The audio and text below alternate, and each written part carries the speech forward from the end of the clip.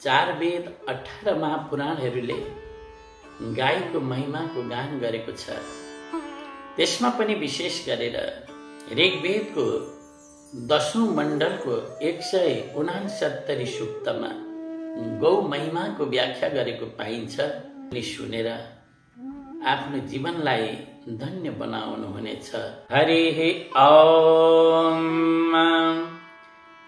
मयोर्वातो अभिवातुस्रा ऊर्जस्वती रोषधीरारिसन्ताम् पिबस्वतीर्जीवधन्याः पिबन्त भसाय पादवते रुद्रमेण।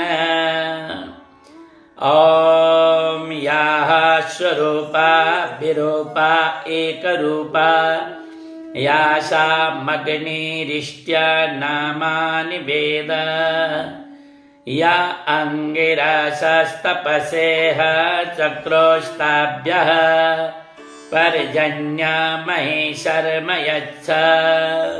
ॐ या देवेशो तन्मैरयन्त यासां सोमो विश्वरूपाणि वेद ता अस्मभ्यं पयसा पिन्वमानाः प्रजापतिरिन्द्रगोष्ठैरिरेः प्रजापतिर्मह्यमेताररणो विश्वैर्देवैः पितृभिः संविधानः शिवः सती रूपनो गोष्ठमाकस्तासां वयं प्रजया शतेम।